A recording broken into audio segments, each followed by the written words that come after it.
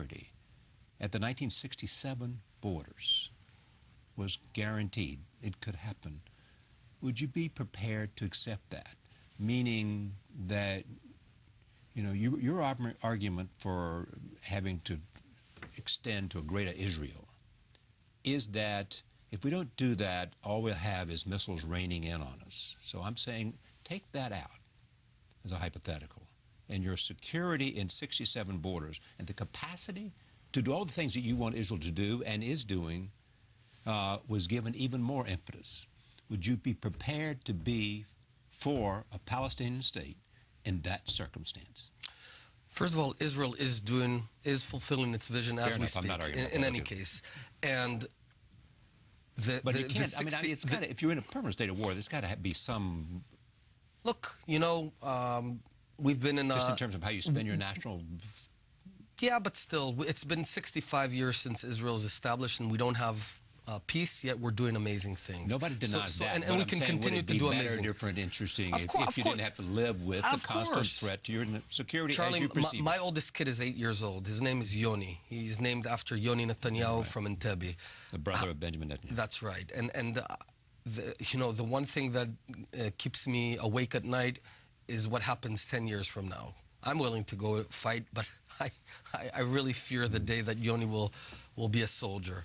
So we want peace. I just think it's a different avenue, a different approach. Now, there is one thing that is sacred, and that's Jerusalem.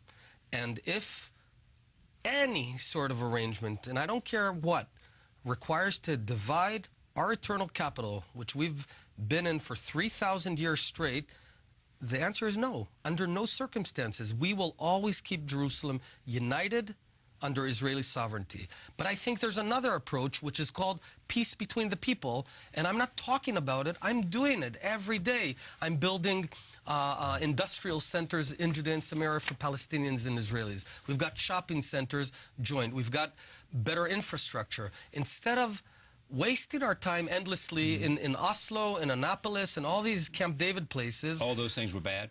No, I'm not saying they're bad. Go do it. It's an effort to find some kind of agreement, which you think is a futile exercise for today, then forever. Well, you know, then forever. You know what, Charlie? If we took the money that we spent on all these efforts and instead just built better infrastructure for Palestinians and Israelis, man, life would be better. Yeah, but I mean, that's way more important. You know the reality. Even in cases of withholding money that should be going to Palestinian. I oppose that. I vehemently oppose that. It happens, does it? Sometimes it happens, primarily in the Gaza Strip. Yeah. And I oppose and vote against it. And by the way, it's not happening much. But just keep one more thing in mind. There's two Palestinian entities. There's West Bank, run by PLO or PA, and Gaza, run by Hamas. Yeah. Now, all these discussions are being done with only half of the Palestinians. Let's even assume tomorrow there is a deal. Abu Mazen and Tzipi Livni, they have the perfect deal. But 1.5 million Palestinians say, this does not mean anything to us. We're not part of the deal. So we give up everything, but we're left with 1.5 million Palestinians who are still determined to wipe out Israel. What kind of deal is that?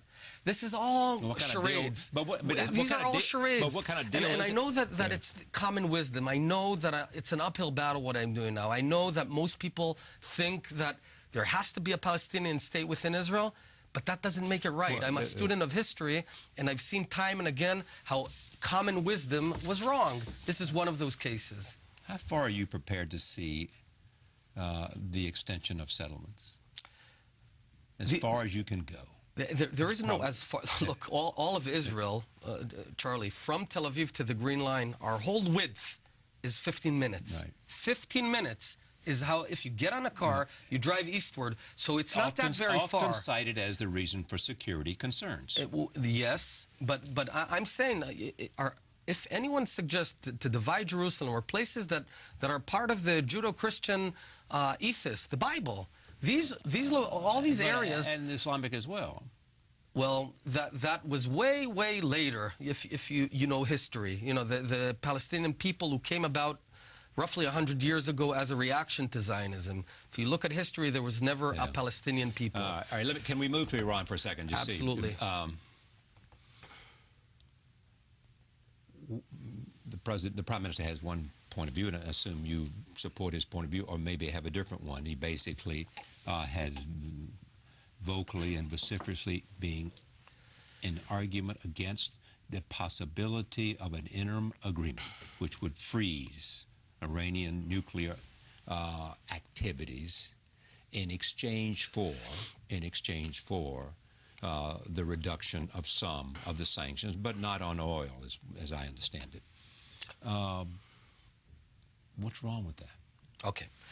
I'll explain what Iran has, what's their plan, and then what's wrong with it. Iran has 18,500 centrifuges, of which 1,000 are of the advanced kind, so effectively they have 23,000 centrifuges. Imagine a pipe that's generating uranium that is poured into a pool, okay? This pipe can produce enough uranium for a bomb now every 6 weeks. Okay? If you run, because you need 3,000 centrifuges spinning for a year for one bomb. Run the numbers every 6 weeks. The existing pipe can produce that. Iran doesn't want to produce a bomb right now. They could if they don't want it, and they make it their business that each time the pool gets filled to a certain red line, they drain it and let the uranium out. They don't want to cross a certain threshold that Netanyahu set a while ago. Right. So their goal is not to break out with a bomb today. Their goal is to break out with a bomb tomorrow. What I mean is, here's their plan.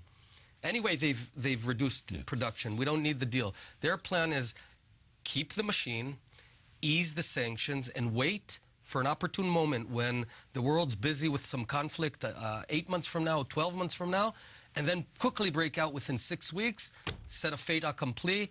We're a nuclear nation. So now, your argument is you've got to get them to not be at a breakout place. Their current breakout time frame is 6 weeks. We need to get it back to 3 years. So you're saying today, in 6 weeks, they could have not only a bomb, but the capacity to deliver the bomb? No. In 6 weeks, if that's the breakout you're saying. In terms of uranium, they could produce enough uranium for a bomb, but there are other aspects, the delivery, the ignition of the bomb, the metal. There's other elements, but those are very hard to track. It could be done in a small room that you'll never know and you can't really control.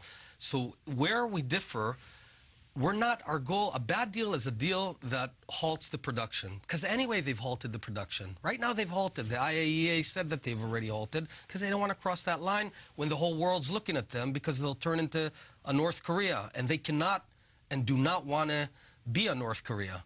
They've got a very advanced nation, the Persians, a wonderful people. By the way, we Jews owe them a lot. They're the folks who 2,500 years ago let us go back to Israel and form our second nation, second commonwealth. So their goal is not they don't care. A bad deal is one where you stop production but let them keep it. A good deal is one where you dismantle the machine. Now, Charlie, they had 164 centrifuges in 2006 when the Security Council resolved that they cannot add one, and they've breached 3 or 4 consecutive UN resolutions, and now they have 18,500.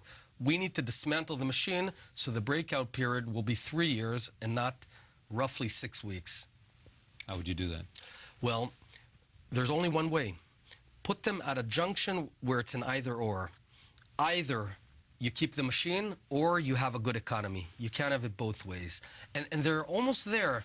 You know, it's like in a boxing match, the other guy's on the floor, the referee's counting 6, 7, 8, 9, and now the West is pulling the guy up and you want to see them count it out. Yes, and force them to make the tough decision. That, you know... Do you assume they're rational and they will make that decision? They are rational. And so you assume they'll make that decision. That if, in fact, there is enough pain to their economic life, they will give up whatever you want them to give up. Yes. They will cry, uncle. Yes, because as a politician, I can tell you there's one big drive, and it's called survival. And they want their regime to survive, and only faced with either regime survival or the nuclear program, they'll make the right decision. There's much speculation that there's growing pressure on the leadership in Jerusalem to order a military strike. Do you believe that is an accurate portrayal of the mindset in Jerusalem today? Israel has the ability to protect itself, and Israel will protect itself in any event. We view these days as the most fateful since the Yom Kippur War to Israel's existence, and not only to Israel's existence, but to the West.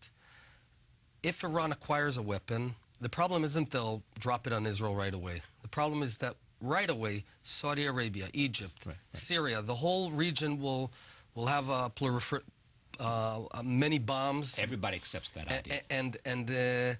Yeah, the question is, do you have the political will and determination to actually act? I was told by someone that Rouhani is considered a potential Gorbachev. This is the president of Iran. Yeah, Rouhani, the president of Iran. And this is a valid argument that we have to empower him and talk to him and get him into a corridor of discussions. But I just want to point out one thing. Gorbachev turned into Gorbachev. He didn't volunteer. It was America. After the 1986 Reykjavik summit with Reagan, Gorbachev came with a bad deal. Reagan walked away, came back to the States, ratcheted up the pressure, and only then he was Gorbacheved, if you will. Only then he decided to become this great reformer when faced with survival or the program, the arms race. Same here. It wasn't so much that. It had to do with strategic defense initiatives. That's right. Star Wars more so than an overall arms program that Gorbachev was scared of. I read the books, but you were around. I was too young to realize all of that. My point is, now's fateful days. If a bad deal is signed, it will ultimately increase chances for, an action and a war. A good deal will prevent war. We want a deal. We want a deal. A bad deal will more likely increase the chances for war, meaning a bad deal will cause Israel to be more likely to strike. That's what you just said. A bad deal that allows Iran essentially to retain its nuclear program will inevitably increase chances for a military option. And what's the timeline on that? I will keep it at that. But it's sooner rather than later. Certainly, as I said, Israel is prepared for everything. Each month. Yeah, I'm not going to share all our... I'm not asking for national secrets here. I'm just trying to understand the mindset. Yeah, but absolutely that, the people who want the deal most are us, because I'm the one who's going to get 100,000 Hezbollah missiles. But you're saying that the deal that you think is on the table is a bad deal, and it is more likely that Israel will be forced to strike if that deal is signed and becomes a fait accompli. A bad deal will increase chances for the need of a military option. That's correct, yes. Our assumption as an independent state is that we will never outsource our security and our existence to anyone, including America. I'll point out one last thing. If a deal is signed, and it looks right now like some deal is going to be signed, I urge the P5+1 to focus on two main questions. What happens at the end of the 6 months if we don't achieve this specific objective? And what needs to happen is a reversal and reaffirmation of the sanctions automatically. And B, what defines a successful end or not? And the answer should be dismantling those 18,500 centrifuges that were criminally acquired over the past decade and not keeping that machine. In other words, if you go down a deal, at minimum, define what is good and bad and what happens in the bad outcome. It's good to have you here. Charlie, it was great being here. Thanks so much. Pleasure. Thank you. Thank you for joining us. See you next time.